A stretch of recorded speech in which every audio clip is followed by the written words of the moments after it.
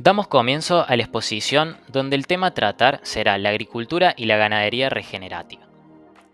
Lo primero, para contextualizarnos, será determinar cuál es la crisis que presenta el modelo actual, o sea, el agroindustrial. Sabemos que la principal problemática que enfrenta es poder generar mayores alimentos con una población que se encuentra en constante crecimiento.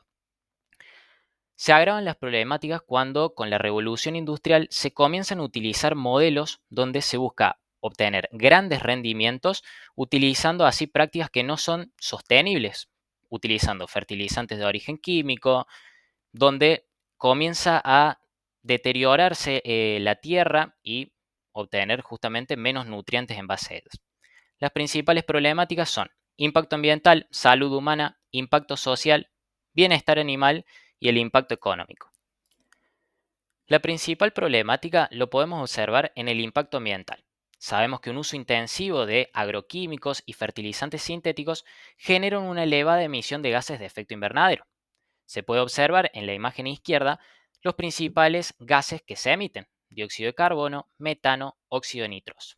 Se puede observar que a partir de 1964 el crecimiento de las emisiones de gases de efecto invernadero se producen de una manera exponencial.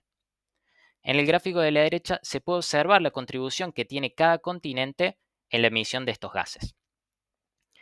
El análisis central lo vamos a analizar por sectores, donde podemos observar que en el mundo, vamos a analizar el agro únicamente, es de un 18,4% de emisiones de gases de efecto invernadero en ese sector.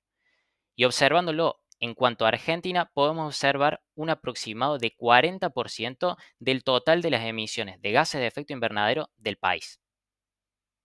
Del problema planteado por mi compañero Gonzalo surge entonces la necesidad de la búsqueda de un enfoque el cual nos permite reducir o inclusive eliminar los problemas que plantea el agroindustrial. Es así como entonces surge el agro regenerativo. Como primer punto, debemos de justamente definir qué es el agro regenerativo. Y se nos hace imposible la definición del agro regenerativo sin hablar de Joris de Vente. ¿Quién es Joris de Vente? Bueno, Joris de Vente es un doctor en geografía, investigador español, el cual nos define a este enfoque al agro regenerativo como el procedimiento o el proceso que busca la restauración de los suelos a través del manejo de prácticas sostenibles. Este proceso, Joris de Vente menciona que basa sus fundamentos o sus objetivos en tres pilares fundamentales que son la recuperación de los suelos, el aumento en la biodiversidad y el uso consciente del agua. Cabe aclarar que este procedimiento no se limita solamente a estos objetivos o a estos pilares, sino que a su vez también se basa en una mejora de la salud humana al reducir la utilización de los agroquímicos, a su vez de una aplicación de insumos eficiente, ¿bien? Y todos estos pilares, que no solamente se limitan a eso, se deben de aplicar de una forma integrada, tratándose de un manejo holístico, ¿bien? Que básicamente lo que busca es equilibrar tanto la sostenibilidad ambiental como la variabilidad económica y la responsabilidad social. ¿Por qué elegir un modelo regenerativo? Para contestar esta pregunta, planteamos una comparación entre el modelo industrial y el modelo regenerativo, tomando como pautas comparativas los rendimientos, los costos en el corto y en el largo plazo y el impacto ambiental en el corto y en el largo plazo. En los rendimientos vemos como en los primeros años el agroindustrial tiene altos rendimientos, en cambio el agro regenerativo rendimientos bajos o variables. Y a medida que pasan los años, el agroindustrial empieza a tener rendimientos estables o incluso a bajar por la erosión y la compactación de la tierra, y finalmente en los últimos años un riesgo de estancamiento. En cambio, el agro regenerativo, a medida que pasa el tiempo, tiene rendimientos crecientes y el suelo se transforma en un suelo regenerado con altos rendimientos y mayor resiliencia. De acuerdo a los costos, en el corto plazo vemos cómo el agro regenerativo tiene una inversión inicial más alta que el agroindustrial, debido a que hay que hacer cambios de prácticas, formaciones, cambios de infraestructura. Sobre los costos de insumo, el agroindustrial tiene una alta dependencia de los insumos, por ende tiene costos más altos. En cambio, el agro regenerativo, con los cambios de las prácticas, empieza a disminuir el costo de los insumos. En la mano de obra, el agroindustrial tiene relativamente baja porque tiene una mecanización muy intensiva. En cambio, el agro regenerativo tiene trabajos más manuales, por ende, el costo en mano de obra es medio. Sobre los costos en el largo plazo, vemos cómo los costos de insumo en el agroindustrial son altos y crecientes, en cambio en el agro regenerativo son bajos, debido a la utilización de insumos naturales, el compost, etc. Sobre el mantenimiento del suelo, vemos que el agroindustrial requiere correcciones continuas y costosas, en cambio el agro regenerativo, el suelo es naturalmente fértil y resiliente, requiriendo de un menor gasto. Sobre la rentabilidad, el agroindustrial es dependiente del mercado global, en cambio, el agro regenerativo, aprovechando nichos de mercado, es más autosuficiente. En el impacto ambiental vemos una gran distinción entre estos dos modelos, ya que en el corto plazo ya se puede ver que las emisiones del agroindustrial son altas debido al uso intensivo de fertilizantes sintéticos, en cambio el agro regenerativo son bajas a medias debido a esta transición en el cambio de las prácticas. En el secuestro de carbono vemos que el agroindustrial es casi nulo o negativo. En cambio, el agro regenerativo comienza a mejorar por cultivos de cobertura. En los gases de efecto invernadero vemos cómo el agroindustrial tiene emisiones de 2 a 5 toneladas de dióxido de carbono equivalentes a hectárea por año. En cambio, el agro regenerativo ya puede ser un emisor neutro o incluso secuestrador de gases. Y en el largo plazo es todavía más notorio cómo el agroindustrial mantiene altas emisiones directas y el agroregenerativo son muy bajas. Y en el secuestro de carbono sigue siendo negativo el industrial y el regenerativo alto. En los gases de efecto invernadero, el agroindustrial se mantiene o incluso aumenta y en el regenerativo se vuelve más secuestrador todavía de los gases. Los principales factores por los que el agroregenerativo mejora en el tiempo son más biodiversidad microbiana debido a la reducción en el uso de agroquímicos, aumento de la materia orgánica por la disminución del trabajo de laboreo, por los cultivos de cobertura y por la incorporación de los residuos vegetales, que hace que se acumule materia orgánica en la tierra, ayudando a la retención de agua, de nutrientes y haciendo que las tierras se vuelvan menos sensibles a los factores climáticos. Se mejora la estructura del suelo haciendo raíces más profundas, eliminando la erosión del suelo o disminuyéndola, mejorando su estructura física, biológica, química.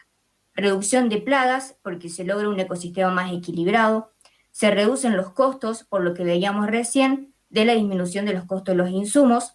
Se mitiga los gases de efecto invernadero porque las tierras se vuelven como esponjas que absorben el dióxido de carbono. En cambio, el modelo convencional lo que hace es desgastar el suelo, la tierra, haciendo que se logren grandes emisiones de dióxido de carbono. Se eliminan los residuos del agro convencional porque se reduce la utilización de fertilizantes químicos, de los plásticos, se hace una producción más limpia con el agro regenerativo y se logra una producción de alimentos de alta densidad nutricional. En cuanto a la cadena de valor, vemos cómo a priori empieza con la investigación y el desarrollo que abarca instituciones científicas, universidades, desarrollo de nuevas tecnologías, semillas mejoradas. Luego tenemos la búsqueda de financiamiento con créditos agrícolas y los seguros contra el riesgo climático. Tenemos la capacitación y asistencia técnica a los productores y a los operarios y los proveedores de suministros, maquinarias e infraestructura que abarca sistema de riego, los tractores, los hilos, los establos, semillas, fertilizantes, etc.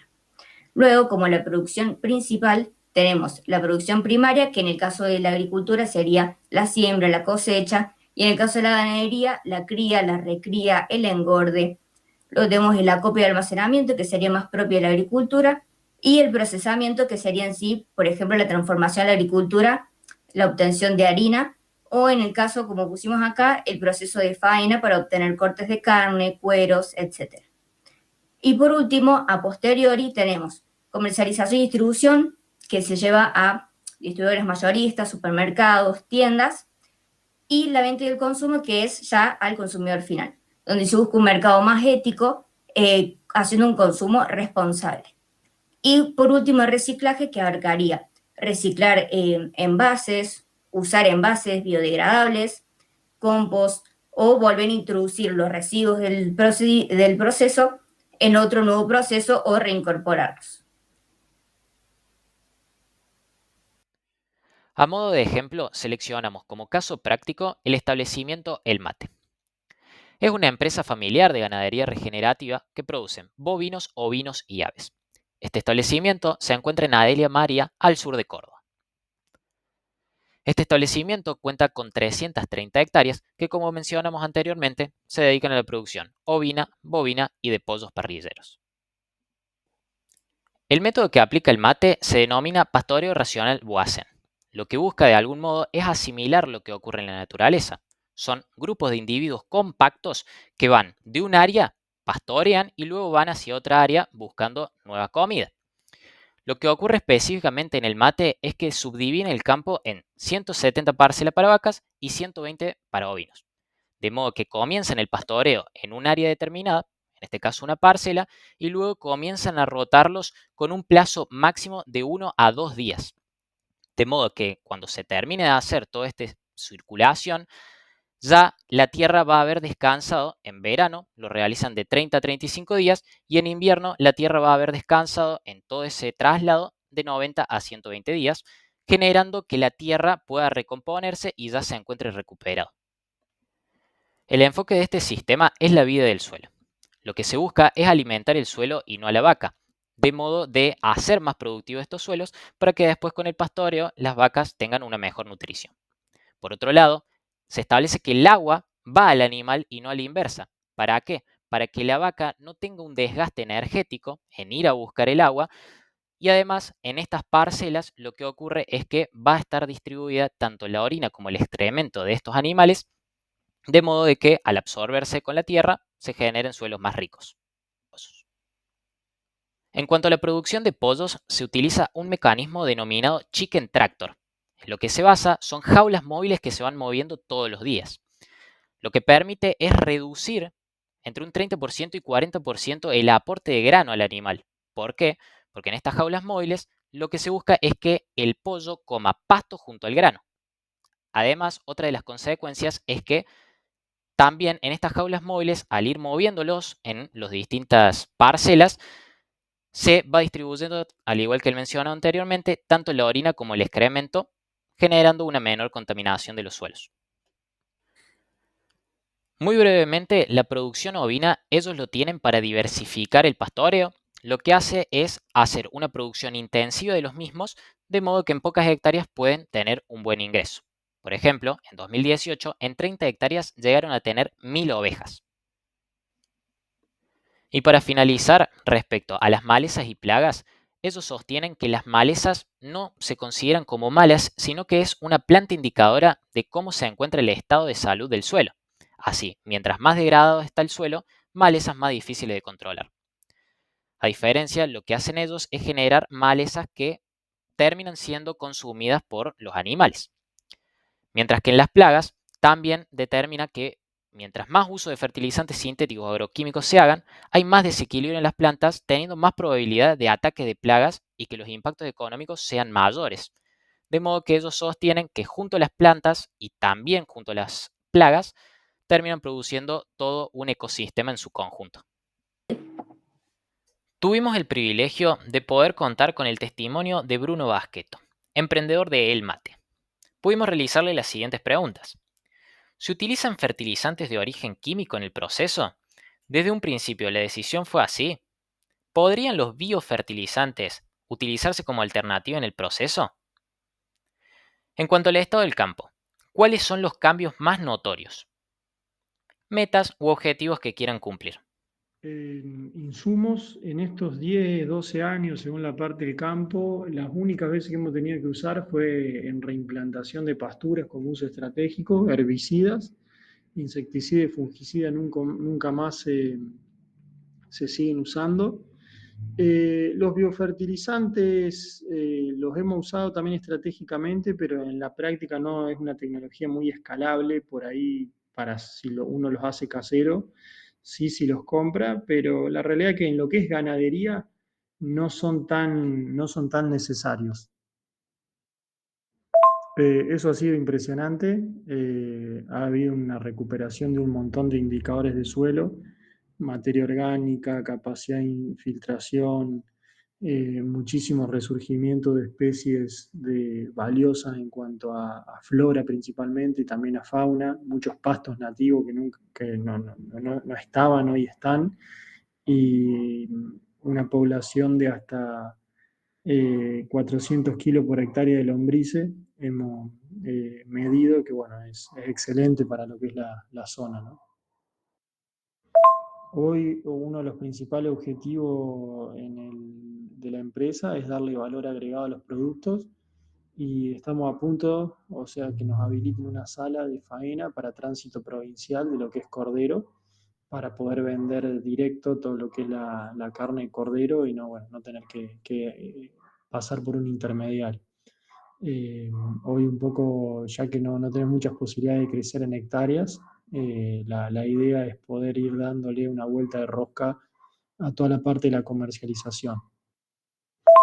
Y también la empresa ha crecido muchísimo en lo que es la venta de lo que es servicios en cuanto a visitas y capacitaciones que hacemos en el campo. Y bueno, eso fue creciendo y hoy representa unos 2.000, entre 1.500 y $2.000 al mes en ingresos. Para finalizar, consideramos que estamos capacitados para poder responder la pregunta que se planteó como iniciativa a la hora de la realización de este análisis. La pregunta era justamente si el agro regenerativo podría satisfacer la demanda que hoy en día satisface el agroindustrial. Como respuesta general, concluimos en que sí, el agro regenerativo puede satisfacer la demanda que hoy en día satisface el agroindustrial. Esto encuentra el fundamento en las diversas investigaciones hechas por la organización sin fin de lucro, Rodale Institute, que básicamente es una organización que se dedica a la investigación de procesos agrícolas. En una de estas tantas investigaciones, esta organización encontró que el agro regenerativo podría generar hasta un 30% adicional de rendimiento por sobre el agroindustrial. No solamente encontramos fundamento en esta afirmación, sino que a su vez también en el manejo racional de las pasturas que desarrolló con anterioridad Gonzalo, que básicamente buscaba, en una misma cantidad de terreno, producir mayor cantidad de forraje verde, básicamente para poder alimentar una mayor cantidad de animales, y todo esto traducirlo en mayor ganancia de kilos, leches o crianzas, y por ende manteniendo los ganados con una condición mucho más óptima tanto corporal como de salud y bienestar. Sin embargo, como mencionaba mi compañera Abril con anterioridad, una transición del modelo agroindustrial al modelo agroregenerativo, al principio será cuesta arriba. ¿Por qué? Bueno, porque los costos serán considerables. Se estima más o menos que pasarán de $300 a $1.000 por hectárea. Esto en lo que respecta a inversión, insumo y mano de obra directa. ¿Bien? Pero en el largo plazo, ya superando los 7 años, se considera que los costos se reducirán entre un 30 y un 70%, generando así mucho más rentabilidad para el productor. Para finalizar con la conclusión, entendemos que lo mencionado con anterioridad no se limita netamente a conceptos económicos, sino que a su vez el traspaso de un modelo industrial a un modelo regenerativo tiene beneficios también sociales. Estos beneficios pueden enmarcarse en un manejo más eficiente de lo que es el agua, la reducción de las plagas, el aumento de la biodiversidad, una reducción en las enfermedades humanas, así como también como en las animales, y muchos otros conceptos que nos van a favorecer como sociedad. Damos por finalizada la exposición. Muchas gracias.